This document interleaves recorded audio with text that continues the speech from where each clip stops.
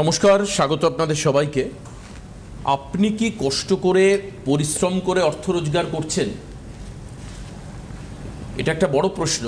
এবং যখন দেখা যাবে আপনি অর্থের ভ্যালু দিচ্ছেন, গুরুত্ব দিচ্ছেন, তখন ধরে নিতে হবে আপনি কষ্ট করে অর্থ রোজগার করছেন। যে কষ্ট করে অর্থ রোজগার করে না, যে তোলাবাজি করে, মানুষকে নিজের প্রভাব দেখিয়ে টাকা রোজগার করে, লোকের থেকে তার দুর্বলতার সুযোগ নিয়ে পয়সা কামায়, তারা অর্থের গুরুত্ব বোঝে না। এটা আমাকে বলে বোঝাতে হবে না, আপনারা নিজেরাই জানেন যে কষ্ট করে রোজগার করা অর্থের গুরুত্ব আলাদা। আমি কেন এই কথা বলছি, তার কারণ হচ্ছে যারা কষ্ট করে অ্যাস্ট্রোলজি সলিউশন করতে আসেন, বিশেষত বাকসিদ্ধ মাতৃসাধক শ্রীরামকৃষ্ণের কাছে, on the other hand Ramakrishna শাস্ত্রীয় এই রোজগার করা কষ্টের অর্থের মূল্য তিনি বোঝেন। সেই কারণের জন্য রামকৃষ্ণ এমন একজন ব্যক্তি, তিনি কাজ না হলে আপনার পারিশ্রমিক তিনি ফেরত দেন। এটা একটা খুব বড় বিষয়। উনি নিজে ঈশ্বর নন, ঈশ্বরই একমাত্র আমি বিশ্বাস করি যে তিনি পৃথিবীতে তার ইচ্ছা মতো কাজ করতে পারেন। তিনি হচ্ছেন সর্বনিয়ন্ত্রা, সর্বশক্তিমান।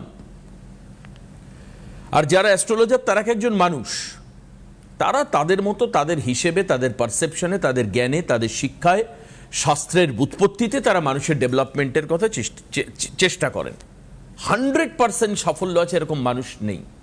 কিন্তু আপনি তো অনেক স্বপ্ন নিয়ে গিয়েছেন, আপনি তো অনেক ভরসা করে গেছেন, আপনি তো বেশ কিছু টাকা খরচা করেছেন। রামকৃষ্ণ হচ্ছে এমন একজন ব্যক্তি যিনি আপনার যদি কাজ না হয় সেই টাকা ফেরত দেন। এটা একটা অসাধারণ বিষয়। আজকে এর সঙ্গে আজকের টপিকও যুক্ত, কারণ পরিশ্রমের টাকার মূল্য আছে, আর পরিশ্রম না করে যে টাকা রোজগার হয় সেই টাকার মানুষ মূল্য দেয় না। আসুন, শ্রীরামকৃষ্ণ বাকসিদ্ধ মাতৃসাধক, আমি স্বাগত জানাই আপনাকে আজকের অনুষ্ঠানে। আপনার এই যে নোবেল কজ এবং একটা অসাধারণ ভিশন, তার প্রশংসা না করে পারা যায় না। কারণ আপনি কিন্তু এই কষ্টার্জিত অর্থের গুরুত্ব বোঝেন, আপনার ক্লায়েন্টদের ডিমান্ডটাকে বোঝেন, ভ্যালুটাকে বোঝেন। নমস্কার, আমার সকল দর্শক বন্ধুদের প্রণাম জানাই এবং আমার আরাধ্য দেবী তারামাকে প্রণাম জানিয়ে, আমার জন্মদাত্রী পিতা মাতা এবং গুরুদেবকে প্রণাম জানিয়ে, আর আমার থেকে বয়সে কনিষ্ঠ সকল ভাই বোনেদের শুভেচ্ছা জানিয়ে আজকের অনুষ্ঠান আমি শুরু করছি। বিষয় হচ্ছে যে মাথায় রাখবেন একটা কথা, যে আমরা দেখি চিকিৎসা শাস্ত্রে আপনাকে আগে থেকে কোনো অপারেশনের আগে সই করিয়ে নেয়, মানে সমস্ত দায়ভার আপনার, এটা বলে দেওয়া হয়। সে কেন, সেটা হচ্ছে বন্ডে সই করে নেওয়া হয়, সেটা হচ্ছে বিজ্ঞান। 1+1 2 হয়, তাই বিজ্ঞান, হ্যাঁ, তাই সায়েন্স। এখানে পারফেকশন অনেক বেশি, সেই তাও কিন্তু আপনাকে বন্ডে সই করে নেওয়া হয়। কিন্তু জ্যোতিষ শাস্ত্র হচ্ছে একটা অকাল্ট সায়েন্স। এখানে 1+1 2 নাও হতে পারে, অনেক সময় 3 হয়ে যেতে পারে, 5 হয়ে যেতে পারে। তো সেই কারণে কেউ জোর গলায় বলতে পারে না কেউ ভগবান নয়। কিন্তু মনে রাখবেন, আমার প্রফেশনে কোনো মানুষ যদি কাউকে ভয় দেখান, আপনি কালকেই মারা যাবেন, আপনার আত্মীয় কালকেই মারা যাবে, এইসব কথাগুলো যদি কেউ বলে, তার মুখের ওপরে তার প্রেসক্রিপশনটা ছুঁড়ে দিয়ে আপনি সেই জ্যোতিষীর ঘর থেকে বেরিয়ে চলে আসবেন। মনে রাখবেন, কেউ ভগবান নয়। কারণ আমি প্রত্যক্ষ প্রমাণ। আমার মা 2012 সালে আমার মাকে ভারতবর্ষের বিখ্যাত ডক্টর একটা আইডিয়া করে বলেছিলেন যে উনি অমুক দিন থাকতে পারেন। আমার মায়ের ক্যান্সার হয়েছিল তো, কিন্তু সেটা ঈশ্বরের কৃপায়, তারামার কৃপায় তিনি যে কটা দিন বলেছেন তার 100 গুণ দিন মা বেঁচেছিলেন বিনা ট্রিটমেন্টে। এটা তো তারামায়ের কৃপা ছাড়া সম্ভব নয়। কারণ অ্যাজামশন করতে পারে মানুষ, বলতে পারে আকাশের উড়ন্ত বল দেখে একজন প্লেয়ার দৌড়তে দৌড়তে গিয়ে হাতটা উপরে করে, বলটা হাতে পড়ে, অনেক সময় মিসও হয়ে যায়। কিন্তু ব্যাটটা যেভাবে মেরেছে সেই তার গতি প্রকৃতির ওপর বলটা যাওয়া নির্ভর করে এবং কোন স্থানে বলের লেগেছে। সমস্ত কিছু স্থান কাল পাত্র বিচার করে যিনি বলছেন, জ্যোতিষী অ্যাস্ট্রোলজার, তিনি কিন্তু বিচার করে বলছেন। এর মধ্যে ভুল ত্রুটি হতে পারে, কিন্তু ভুল ত্রুটি হতে পারে বলে আপনার উপার্জিত অর্থ আপনি গিনিপিক নন যে উনি টেস্ট করলেন এবং এতগুলো টাকা নষ্ট করলেন, তার দায়ভারও কিন্তু জ্যোতিষীর নিতে হবে। তার জন্য এগ্রিমেন্ট করে নেবেন।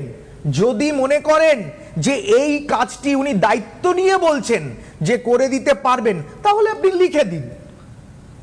লিখে দিন আমার এই টাকাগুলোর দায় এবং দায়িত্ব সম্পূর্ণ আমার, তাই কি না বলুন? কষ্টের উপার্জিত অর্থ কখনো কেউ নষ্ট হবে বা কারোর হজম হবে বা বিফলে যাবে। কারণ আমাদের ভারতবর্ষে ভারত সরকার সেরকম কোনো বিচার নিয়ে আসেননি যেখানে পরিমাপ করা যায় যে নিট পরীক্ষার মতো এরকম কোনো পরীক্ষা জ্যোতিষশাস্ত্রে করে দেননি যে সরকারি ইনস্টিটিউশনে বা এত এই ইসেতে সব থেকে সফলতা পেয়েছে। ইনি সব থেকে বড় জ্যোতিষী, সে সবাই স্বঘোষিত বড় জ্যোতিষী। কিন্তু সেই জায়গায় দাঁড়িয়ে আজকে সিটিভিএনে আমি বসি বা অন্য চ্যানেলে আরো অনেক জ্যোতিষ বসেন, কিন্তু মনে রাখবেন নিজের বুদ্ধিতে আপনি প্রতারিত হচ্ছেন। আপনার প্রতারিত হওয়ার দায় এবং দায়িত্ব কিন্তু আপনার। আপনি যদি ভুল রাস্তায় যান, আপনি যদি রাস্তা দেখে পার না হন, তবে কিন্তু দুর্ঘটনা হবে। তাই আমি বলি, যার কাছে যাবেন সে যত বড় বড় কথা বলুক না কেন, আপনার যদি মনে হয় সন্দেহ থাকে বা আপনার যদি অর্থ কষ্টের উপার্জিত অর্থ হয়, আপনি তাকে দিয়ে লিখিয়ে নেবেন, তবে কিন্তু আপনি সেই জায়গাটা পয়সা নষ্ট হবে না আপনার। এই কথাটা আমি বলছি দ্য ইন্ডিয়ান অ্যাস্ট্রোলজিক্যাল ইনস্টিটিউশনের প্রেসিডেন্ট রামকৃষ্ণ শাস্ত্রী। বেশ, আপনি যখন একথা বললেন, ফোনটা রয়েছে, পাশাপাশি এটাও জিজ্ঞেস করে রাখি, আপনি হচ্ছে you are the chairman or you are the managing director of Indian Astrological Institution. আপনি একটু বলুন যে এখানে অ্যাস্ট্রোলজি যারা শিখতে চাইছে তাদের কিভাবে কোর্স করানো হয়, বা যারা ইনিশিয়াল স্টেজে শিখতে চাইছেন বা অ্যাডভান্স লেভেলে শিখতে চাইছেন তাদের জন্য কি ব্যবস্থা থাকে? দেখুন, আমাকে যদি আপনারা ফোন করেন তাহলে আমি আমার যে ছাত্র আছে, যে সমস্তটাই দেখাশোনা করে, আমি তার ফোন নাম্বার দিয়ে দেবো। ওখানে আপনি ডিটেলস আপনারা জেনে যেতে পারবেন এই কোর্স কিভাবে করতে হয়। আর যারা প্রফেশনালি করতে চান তাদের জন্য একটু আমি সময় দিয়ে নিজেই নানা চেম্বারে নিয়ে যাই, পাশে রাখি, বসিয়ে শেখানোর চেষ্টা করি। সেগুলো তার জন্য কথা বলতে হবে। সমস্ত কিছু নির্ভর করে আপনার উপর, আপনি কতটা উৎসুক। এবং কোর্স তো সবাই করতে পারে, কিন্তু প্রফেশনাল জ্যোতিষী হওয়ার জন্য মানসিকতার প্রয়োজন। একদম ঠিক। আসুন আমি ফোনটা নিয়ে নিই, তারপর আবার আপনাদের সঙ্গে কথা বলবো। চেম্বারও আমি আপনাদেরকে বলে দেবো যে কবে, কোথায়, কিভাবে আপনারা রামকৃষ্ণ শাস্ত্রীকে পাবেন সে বিষয়ে আপনাদের জানিয়ে দেবো। কে আছেন ফোনে? হ্যালো, নমস্কার। হ্যাঁ নমস্কার। কোথায় একটু জোরে বলবেন? আমি রানাঘাট নদিয়া থেকে বলছি। আচ্ছা, হ্যাঁ স্যার, ভালো আছেন? হ্যাঁ ভালো আছি। আপনি কেমন আছেন? আমি খুব ভালো আছি, আপনার আশীর্বাদে, আপনার কথাই। আমার আশীর্বাদে আপনি এসেছিলেন আমার কাছে? হ্যাঁ, আমি 2017-তে আপনার কাছে দেখিয়েছিলাম, তারপরে 2019-এ দেখিয়েছিলাম। তো আপনার অ্যাডভাইসে আমি এখন খুব ভালো আছি। বাহ, আচ্ছা ঠিক আছে। কি ব্যাপার নিয়ে এসেছিলেন আপনি আগে? আমি আগে আমার নিজের সমস্যার জন্য গেছিলাম। আচ্ছা। তো আমার বিয়ের ব্যাপার নিয়ে, আমার শারীরিক ব্যাপার নিয়ে গেছিলাম স্যারের কাছে। সেগুলো এখন ঠিক আছে সব? হ্যাঁ স্যার আমাকে যা যা বলেছে একদম অক্ষরে অক্ষরে মানে সেটা হয়েছে। বাহ, ঠিক আছে, গুড। তো আমি এখন আমার ছেলের বিষয়ে জানতে চাইছি। আচ্ছা, কি নাম আপনার? আমার নাম মনিকা বিশ্বাস। মনিকা, আচ্ছা। মনিকার মানে কিছুদিন আগে একটা বেবি হয়েছে, তাই তো? হ্যাঁ। আচ্ছা, হ্যাঁ, রানাঘাট থেকে। আমি বলো। স্যারের কাছে জানতে চাইছি যে আমার বেবি তো আপনারকে পরামর্শ করেই বলেছিলাম কবে। আচ্ছা, মানে হ্যাঁ, আপনার হ্যাঁ। সঙ্গে বুঝতে পরামর্শ পেরেছি, করা বুঝতে হয়েছিল, পেরেছি। আলোচনা হয়েছিল। বুঝতে বাহ, পেরেছি, ওর মাকেও চিনি আমি। আচ্ছা হ্যাঁ, আচ্ছা, হ্যাঁ, বেশ। এবার আপনি বলুন যে ওর সম্পর্কে কিছু জানতে চাইছেন নাকি? ছেলের কি নাম রাখা যাবে? ও, আপনি যদি ওর বাহ। ডেট অফ বার্থ দিয়ে একটু বলে দেন আমার খুব ভালো হয়। আচ্ছা, আমি নামের প্রথম অক্ষরটা বলে দেবো, হ্যাঁ, তারপরে বাকিটা আপনি সার্চ করে, গুগল থেকে সার্চ করে আপনি যে কি দেখে- নাম আছে ভালো, কি আপনি নাম দেখে ভালো নিতে আপনি হবে। পছন্দ করে রেখে দেবেন। ডেট অফ বার্থটা বলুন। 1 মে হুম, 2026, 2026, টাইম বলুন। 11টা 16 AM। 11টা 16 AM, তাই তো? জন্মস্থান কোথায়? রানাঘাট। রানাঘাট। আপনার তো তাহলে ছেলের বয়স মাত্র 13 দিন। আজকে 14 হ্যাঁ, ঠিক আছে, গুড। ভালো থাকুক, ওর শরীর স্বাস্থ্য ঠিক থাকুক, এটা আমরা চাই সব সময়। একদম। আচ্ছা, তুমি লিখে নাও। সেদিন শুক্রবার ছিল তো? হ্যাঁ হ্যাঁ, শুক্রবার ছিল। আচ্ছা, 1 মে, হ্যাঁ, সকাল 11টা 16 রানাঘাট, তাই তো? হ্যাঁ, রানাঘাট। আচ্ছা, কর্কট লগ্ন, তুলা রাশি, 7ই নক্ষত্র, হ্যাঁ, হ্যাঁ। পূর্ণিমার তিথি ছিল। হ্যাঁ। আচ্ছা, এবং বর- সেদিন গুরু পূর্ণিমা ছিল। হ্যাঁ, গুরু পূর্ণিমা ছিল। না, বৌদ্ধ পূর্ণিমা বৌদ্ধ ছিল। পূর্ণিমা ছিল। আচ্ছা, গণ হচ্ছে দেবগণ, জানা আছে? না, জানা নেই। আচ্ছা আচ্ছা, ঠিক আছে। তুমি নাম হচ্ছে এ দিয়ে নাম রাখতে পারো, আর দিয়ে নাম রাখতে পারো, আচ্ছা। বুঝতে পেরেছো? হ্যাঁ। এ বি আর আর, আচ্ছা। এ বি আর আর, এই 3টে অক্ষর দিয়ে তুমি নাম রাখতে পারো। হ্যাঁ, তোমার A, B যে নাম আর R। পছন্দ হয়। হ্যাঁ, এ বি আর আর, আচ্ছা। হ্যাঁ, এ দিয়ে শুরু করতে পারো, বি দিয়ে শুরু করতে পারো, আর আর দিয়ে শুরু করতে পারো। হ্যাঁ, এই হ্যাঁ। নাম রাখলে ভালো হবে। হ্যাঁ, আচ্ছা আচ্ছা। ঠিক আছে। আর কিছু? তবে বর্তমান সময়ে ওর শরীর স্বাস্থ্য নিয়ে একটু চিন্তার কারণ থাকবে। হ্যালো, অ্যাজমা, হ্যাঁ। ব্রঙ্কাইটিস, শ্বাসকষ্ট জাতীয় কিছু সমস্যা আসতে পারে, ইনফেকশনের কিছু সমস্যা আসতে পারে। ডাক্তারের সঙ্গে পরামর্শ নিয়ে নিও। হ্যাঁ, আচ্ছা। সব সময় ডাক্তারের সাথে, যে ডাক্তারকে 24 আওয়ার্স পাওয়া যায় সেরকম ডাক্তারের সঙ্গে তুমি যোগাযোগ করে নিও। তোমাদের ওখানে তো বড় বড় বড় হসপিটাল হয়েছে। হ্যাঁ হ্যাঁ। হ্যাঁ, যোগাযোগ করে এমনি নিও। কোনো সমস্যা তো নেই, মানে কোনো ভয়ের তো বিষয় নেই? দেখো, ব্যাপার হচ্ছে ওকে ওকে না সবসময় একটা একটু চন্দনের যদি ফোঁটা ডাক্তার বলে থাকে, হ্যাঁ, তবে খুব ছোট তো, ডাক্তারকে বলে যদি একটু চন্দনের ফোঁটা দেওয়া যায় দিতে পারো। তবে রাহুর দশায় জন্মগ্রহণ করেছে, একটু সাবধানে রাখতে হবে, একটু সাবধানে রাখতে হবে কিন্তু ওকে। হ্যাঁ, তবে ওর কিন্তু ভালো হবে, একটু সাবধানে রাখতে হবে। আর রাত্রিবেলা ওকে নিয়ে কোনো বাহনে করে বা যানবাহনে করে ঘরের থেকে না বেরোনোই ভালো, আপাতত। বিপদে না পড়লে আপাতত। হ্যাঁ, আর ওর জায়গা চেঞ্জ না করলে, আর ওকে খুব সাবধানে রাখতে হবে। হ্যাঁ, যে রোদ বৃষ্টি এগুলো থেকে খুব সাবধানে রাখতে হবে। এরপর আপনি যোগাযোগ করে নেবেন, আপনার যখন পূর্ব অভিজ্ঞতা আছে। হ্যাঁ, তো কাজেই সেখানে আপনি ব্যক্তিগতভাবে হেল্পলাইন নাম্বারে যে আপনি জানেন সবই সিস্টেম কিভাবে যোগাযোগ করে অবশ্যই আপনি ফার্দার যা সাজেশন দরকার ওর জন্য নিতে পারেন। এখনো যথেষ্ট ছোট, হ্যাঁ, আর একটু সময় নিয়ে। হ্যাঁ, সে তো আমি আছি, যদি হ্যাঁ, বেঁচে তো থাকি আছে। সমস্ত কিছুই বলে দেবো মনিকা। একদম।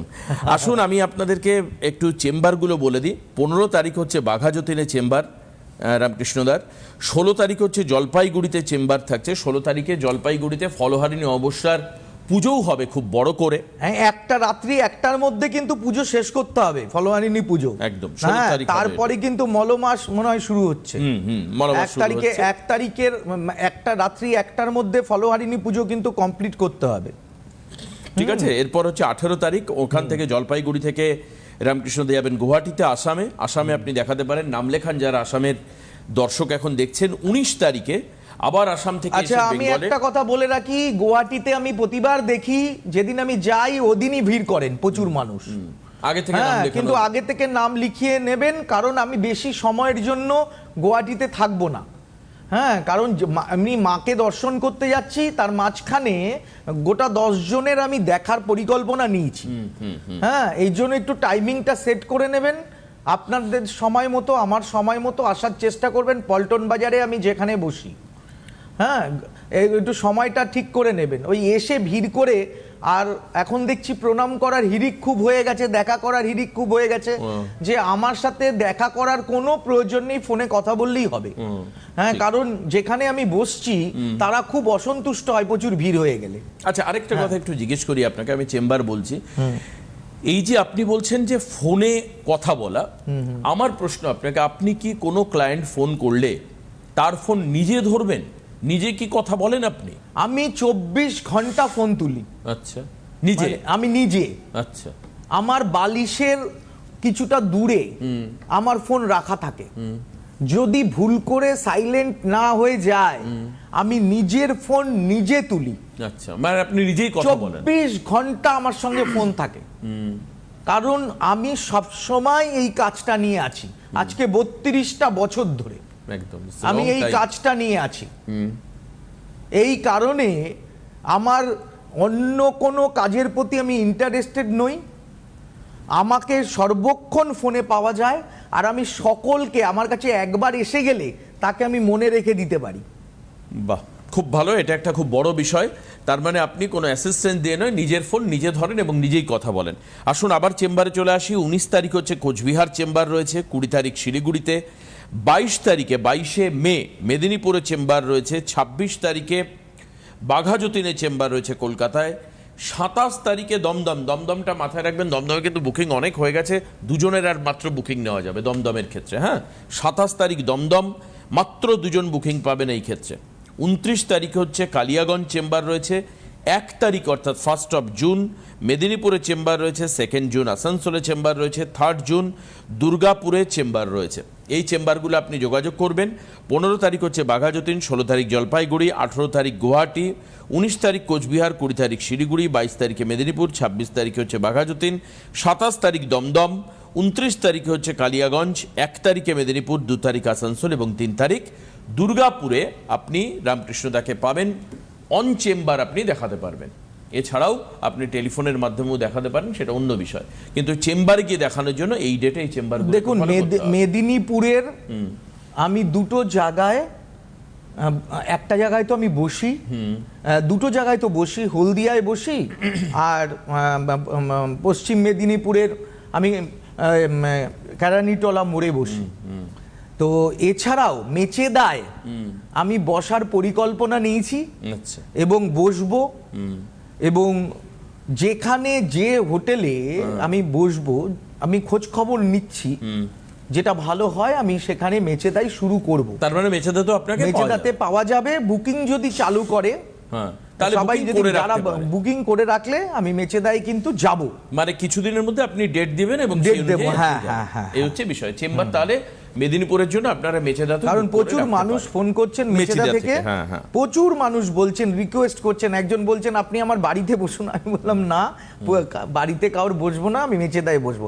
আর 29 তারিখ কালিয়াগঞ্জ বলে রাখি, যারা গঙ্গারামপুর বালুরঘাট বা এদিকে মালদা, হ্যাঁ, তারপরে ওদিকে দেখা গেল গঙ্গারামপুর, বুনিয়াদপুর, হ্যাঁ, এদিকে রায়গঞ্জ, তারা মানে আমার কালিয়াগঞ্জ চেম্বারে আসতে পারেন।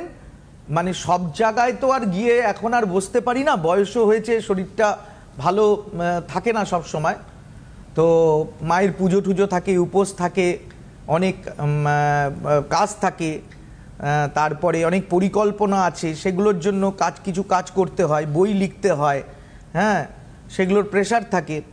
তো এই কারণে আমি কিন্তু বালুরঘাট, গঙ্গারামপুর এদের কিন্তু কালিয়াগঞ্জে আসতে বলছি, আর এদিকে হরিশ্চন্দ্রপুর, হ্যাঁ, বুনিয়াদপুর, হ্যাঁ, মালদা, এদেরও আমি কিন্তু, রায়গঞ্জ, এদেরও কিন্তু কালিয়াগঞ্জে আসতে বলছি। ডালখোলার যারা আছেন তারাও কালিয়াগঞ্জে আসতে পারেন বা শিলিগুড়ি যেতে পারেন।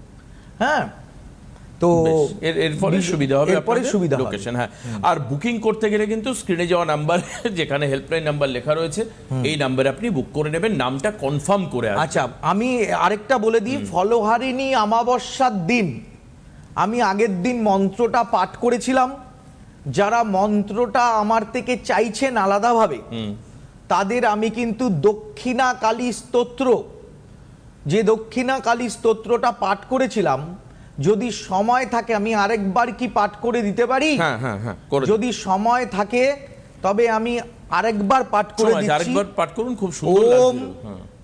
ওম কিশোদরী মহাচন্দ্রী মুক্তকেশী বলিপ্রিয়ে কুলাচারো প্রসন্নাংশে নমস্তে শঙ্কর প্রিয়ে ঘোর দ্রংষ্টকটোরাক্ষী কীটো শব্দ প্রসীধনী গুরু ঘোরবস্পারে নমস্তে চিত্তবাসিনী বন্দক পুষ্প সংকাশে ত্রিপুরে ভয়নাশিনী ভাগ্যোদয় সমৎপন্নে নমস্তে বরবন্দিনী জয় দেবী জগদ্ধাত্রী ত্রিপুরাড্ডে ত্রিদেবতে ভক্তেভ্য বরদে দেবী মহিষাগ্নি নমস্তুতে।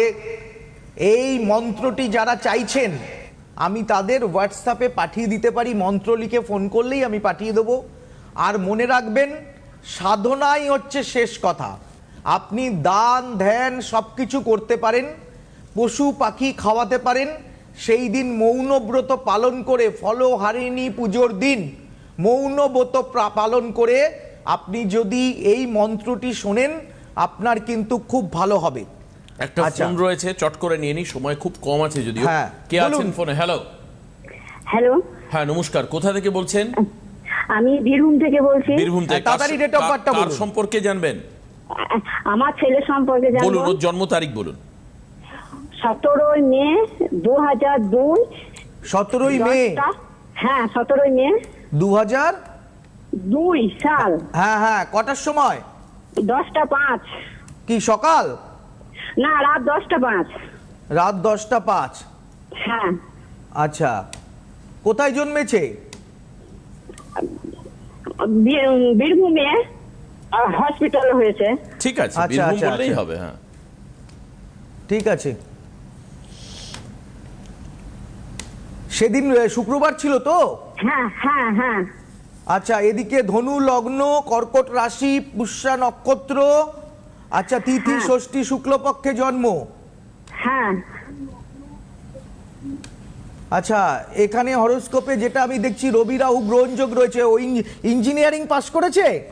হ্যাঁ হ্যাঁ হ্যাঁ হ্যাঁ। 1 2 3 4। আচ্ছা আচ্ছা, এখানে যেটা দেখা যাচ্ছে, ওর কিন্তু প্রত্যেক কাজে বাধা, কোনো কাজ হ্যাঁ। হতে গেলে হতে চাইছে না, তাই তো? হ্যাঁ হ্যাঁ হ্যাঁ। আপনি মা, আপনার শরীরের নিম্নাংশে বিশেষত কোমর থেকে পায়ের দিকে প্রচন্ড হ্যাঁ, হ্যাঁ। সমস্যা রয়েছে। হ্যাঁ হ্যাঁ হ্যাঁ হ্যাঁ। এখন ভালো চাকরি পাওয়ার সম্ভাবনা নেই, ভালো চাকরি পাওয়ার সম্ভাবনা এই মুহূর্তে নেই। তবে ওর কিন্তু আরো কটা দিন সময় ওয়েট করতে হবে, প্রতিকার করতে হবে, গ্রহণযোগের প্রতিকার করতে হবে। বাবা কেমন আছে? আর নেই ফোনে, টাইমও নেই আর হাতে। আচ্ছা। যাই হোক, আপনি পরবর্তী সময় হেল্পলাইন নাম্বারে যোগাযোগ করে নেবেন। আপনার যদি আরো কিছু প্রশ্ন থাকে তার উত্তর রামকৃষ্ণ বাবু দিয়ে দেবেন পরে। পিতৃদোষ পেয়েছে, পিতৃদোষ পেয়েছে আপনি ইত্যাদি আরো অনেক কিছু। ফোন করে নেবেন, অবশ্যই বলে দাও। আজকে এখানে শেষ করব। অবশ্যই আগামী অনুষ্ঠানে রবিবার আবার দেখা হচ্ছে রামকৃষ্ণদার প্রোগ্রামে। অনেক ধন্যবাদ রামকৃষ্ণদাকে। নমস্কার সবাইকে।